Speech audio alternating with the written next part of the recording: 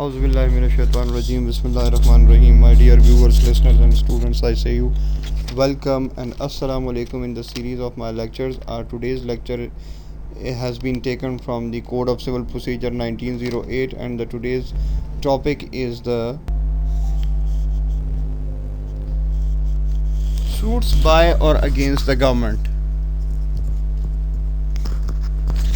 Whenever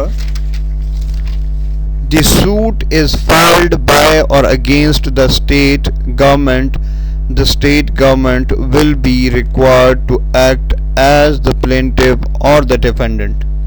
A suit against government is to be filed if against the federal government by the name of Pakistan, if against provincial government by the name of the province. A public officer is to be sued personally and not in his public name unless he is a corporation sole. 5. In the case of suit against the provincial government other than a suit relating to the affairs of railway, a secretary to that government of the collector of the district. And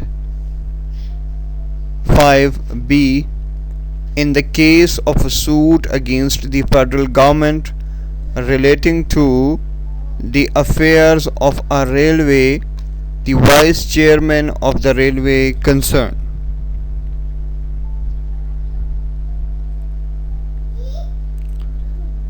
یہاں پر ان مقدمات کے بارے میں بات کی جا رہی ہے جو کہ یا تو حکومت پر کیے گئے تھے جن میں حکومت ڈیفینڈنٹ ٹھہری یا پھر حکومت نے کسی پر کیے اور حکومت plaintiff ٹھہری.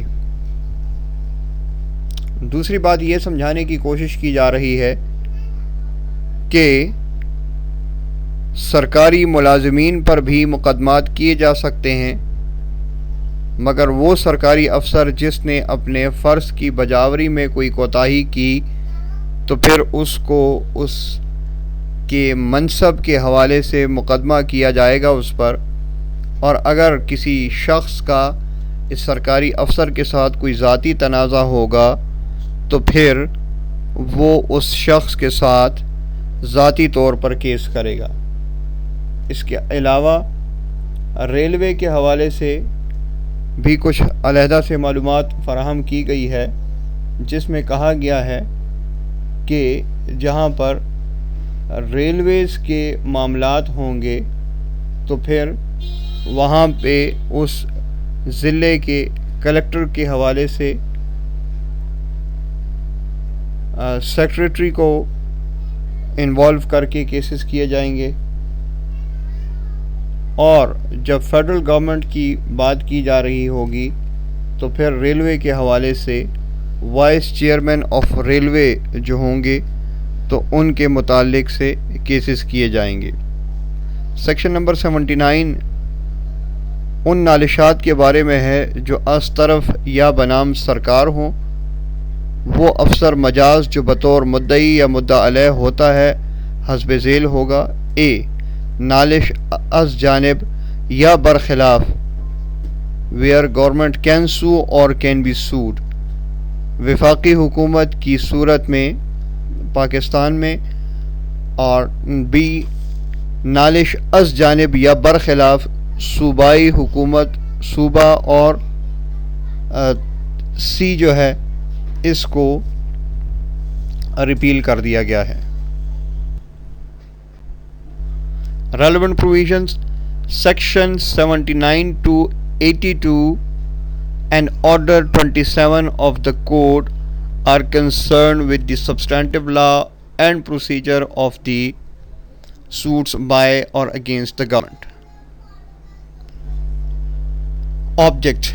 The primary object of this law is to afford an opportunity to the government or to the public officer to consider the legal position and to settle the claim put forward by the prospective plaintiff if the same appears to be just and proper. ریاست کی طرف سے کیے گئے افعال یعنی کہ acts of the state, ریاست کی طرف سے کیے گئے افعال معنوی طور پر عدالتوں میں زیر غور نہیں لائے جاتے. مختلف قسم کی ججمنٹس ہیں، ججمنٹس پرو بھی ہو سکتی ہیں اور کانٹرا بھی ہو سکتی ہیں. اسی طرح سے acts in exercise of sovereign powers, اعلیٰ اختیارات کے تحت کیے گئے افعال، ایسے افعال کے بارے میں کیے گئے مقدمات معنوی طور پر منع ہیں کیونکہ ریاست کے خلاف ان افعال کے بارے میں چارہ جوئی نہیں کی جا سکتی. کچھ پروٹیکٹیو ایکٹیویٹیز ہوتی ہیں جو کہ گورنمنٹ کر سکتی ہے اور اس حوالے سے گورنمنٹ کے اوپر کسی قسم کی کوئی لیگل پروسیڈنگ نہیں کی جا سکتی. تو لہٰذا ان تمام دفعات کا مقصد یہ ہے کہ ان حقوق کے بارے میں اطلاق پذیری ہو جو حکومت کی طرف سے یا حکومت کے خلاف ہوں. Rule of attorney general. suits by or against the government shall be instituted by or against the Attorney General. Such suits shall be instituted and tried in the same manner as suits to which the government is not a party. All required documents shall be delivered at his office for judicial proceedings. Dear students, ہم اس سے گزشتہ lecture میں institution of suit کے بارے میں detail سے پڑھ چکے ہیں. وہاں پر جو نارمل انسٹیٹیوشن آف سوٹس تھی اس کو تو ہم نے ڈیٹیل سے ڈسکس کیا، مگر جب اسپیشل ٹائپس آف سوٹس کی انسٹیٹیوشن کی بات آئی جن کی ایک لسٹ وہاں پر آلریڈی شیئر کر دی گئی تھی، میں سوٹس بائے اور اگینسٹ دا گورنمنٹ بھی انوالو تھے.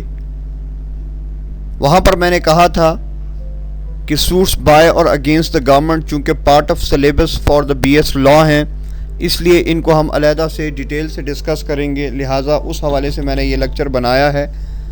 اور جن ساتھیوں نے ابھی تک انسٹیٹیوشن آف سوٹ کا لیکچر نہیں دیکھا، میں کوشش کروں گا کہ اس لیکچر کا لنک بھی اسی لیکچر کی ڈسکرپشن میں اینڈ میں ایڈ کر دوں تاکہ آپ لوگ دیکھ سکیں، ادروائز وہ لیکچر چینل پر اپلوڈڈ ہے. اٹارنی جنرل کون ہوتے ہیں ان کے حوالے سے انشاءاللہ ایک ڈیٹیل سے علیحدہ جو سرکاری وکلاء ہوتے ہیں ان کی کیا ہائرارکی ہوتی ہے کے حوالے سے انشاءاللہ ایک علیحدہ سے لیکچر بناؤں گا. لیکن بہرحال یہاں پر آپ ان کو اسٹیٹ کے وکیل کے حیثیت سے سمجھیے کہ اٹارنی جنرل صاحب جب کبھی بھی کوئی کیس ریاست پر کیا جائے گا یا ریاست کسی پر کیس کرے گی کو ہینڈل کریں گے، اور جس ڈپارٹمنٹ کے اوپر بھی کیس کیا جائے گا اس کی ریپریزنٹیشن اٹارنی جنرل صاحب کریں گے. ڈپارٹمنٹ پابند ہوگا کہ all those documents which are required for the proceeding should be deposited in the office of the Attorney General. وہ تمام دستاویزات جو کہ متعلق ہوں گی ادارہ اٹارنی جنرل کے دفتر میں جمع کروائے گا. Notice previous to suing. No suit shall be instituted against the government or against any public officer until the expiry of 3 months next after notice in writing has been in the case of the government delivered to or left at the office of the Attorney General, and in the case of public officer delivered to him or left at his office. Section number 80 of the code addresses the notice or notices for the litigation where the litigation is made against the government or the government officer. Number 1، کوئی بھی نالش برخلاف حکومت یا کسی سرکاری عہدیدار کے خلاف اس کے اپنے عہدے کے فرائض کی بجاوری کی صورت میں کسی کیے ہوئے یا کیے ہوئے کے برابر فعل کی نسبت نہیں دائر کی جا سکتی تاوقت کہ تحریری نوٹس اس کو یا اس کے دفتر کو تقسیم ہوئے 2 ماہ نہ ہو گئے ہوں۔ آسان لفظوں میں، لٹیگیشن شروع کروانے سے 2 مہینے پہلے تک اس کنسرن ڈپارٹمنٹ یا آفیسر کو لٹیگیشن کے حوالے سے نوٹس یا اطلاع دی گئی ہو۔ پھر اس کے بعد مختلف قسم کی ڈیٹیل ہے جو کہ میں آپ سے پہلے ہی شیئر کر چکا ہوں کہ اگر فیڈرل گورنمنٹ کے حوالے سے کوئی لٹیگیشن کرنی ہے تو اس صورت میں سیکریٹری صاحب کے نام پہ نوٹس ایشو کیا جائے گا، اور پروونشل گورنمنٹ کے حوالے سے اس حکومت کے سیکریٹری یا ضلع کے کلکٹر صاحب کے نام سے نوٹس ایشو کیا جائے گا ریلویز کے علاوہ، اور وفاقی حکومت کے خلاف کسی صورت میں جو ریلوے کے معاملات سے متعلق ہوں گے تو متعلقہ ریلوے کے جو جنرل مینیجر صاحب ہوں گے ان کے حوالے سے نوٹسز ایشو کیے جائیں گے۔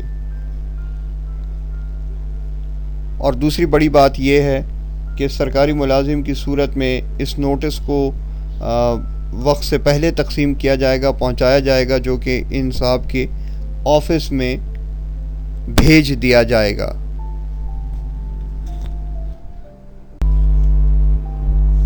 ایگزیمپشنز، استثناء کے حوالے سے بات کی جا رہی ہے۔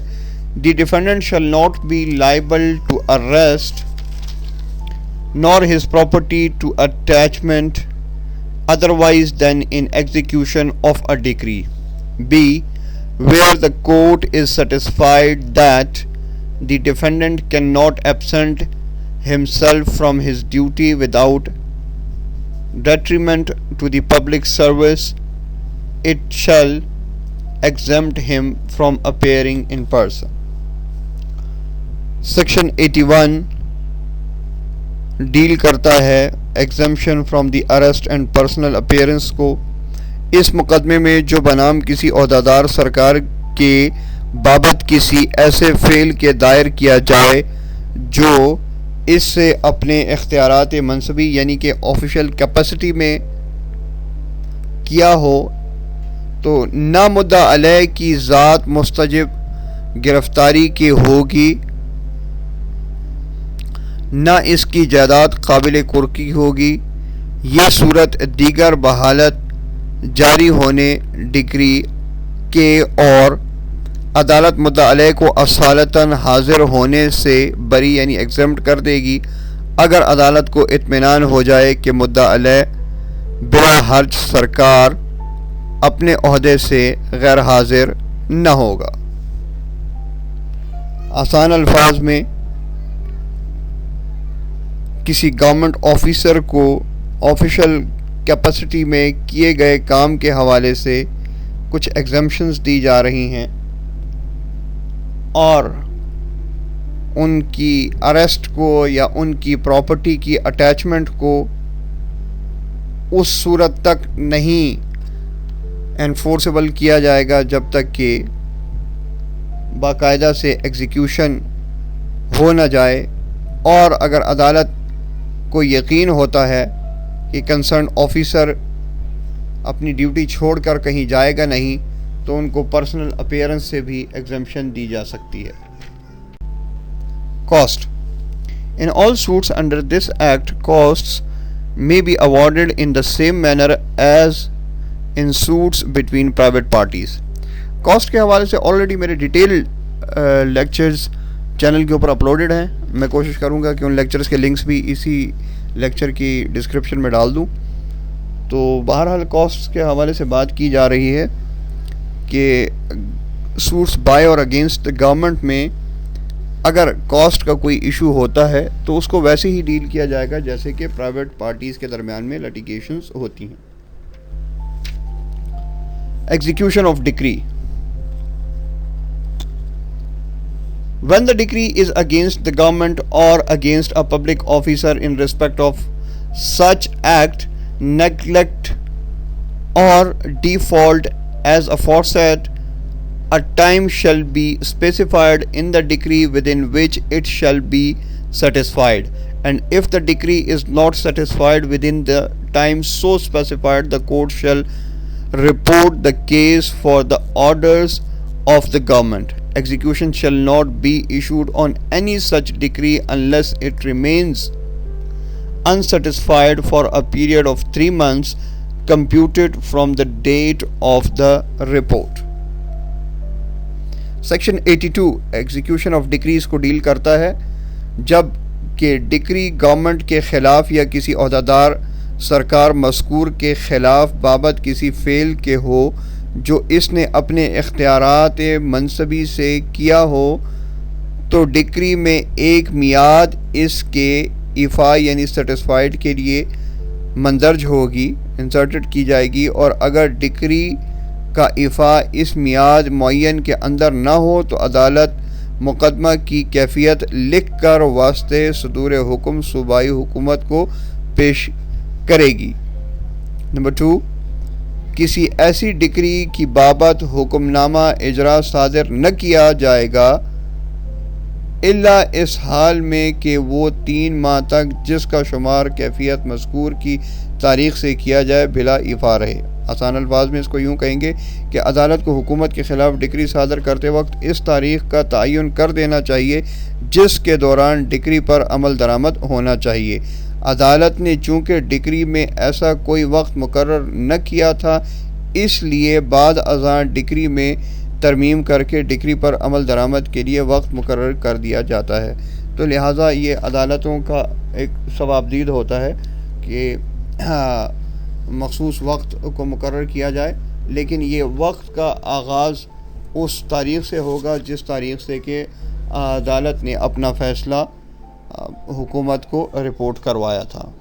उम्मीद करता हूँ कि suits bye and against the government को समझने में स्टूडेंट्स को ये लेक्चर काफ़ी मददगार साबित होगा। गो कि बड़ा मुश्किल और टेक्निकल टॉपिक है, लेकिन मैंने कोशिश की है कि जिस कदर मुमकिन हो इसको आसान बना सकूं। अगर फिर भी किसी साथी की समझ में कोई पॉइंट नहीं आया या कोई क्वेश्चन है तो आप कमेंट करके पूछ सकते हैं, और अगर लेक्चर अच्छा लगा है तो उसको लाइक और शेयर ज़रूर करें, और जो साथी चैनल पर नए हैं वो चैनल को सब्सक्राइब करके बेल नोटिफिकेशन प्रेस रखें ताकि आने वाले लेक्चर्स के मैसेज अलर्ट्स आपको टाइमली मौसूल होते रहें। और जो साथी ऑलरेडी सब्सक्राइब्ड हैं वो चैनल को स्क्रॉल ऑन करते रहा करें। चैनल के ऊपर बहुत सारा मटेरियल मौजूद भी है और टाइम टू टाइम अपडेट भी हो रहा है, लिहाजा आप लोग बेल नोटिफिकेशन को ऑल पे रखा करें ताकि आने वाली वीडियोस के मैसेज अलर्ट्स टाइमली मौसूल होते रहें। इंशाल्लाह किसी ऐसे ही इंफॉर्मेटिव लेक्चर में या इंफॉर्मेटिव वीडियो में दोबारा मुलाकात होगी। जब तक के लिए अपना ख्याल रखिए और मुझे इजाज़त दीजिए। वस्सलाम।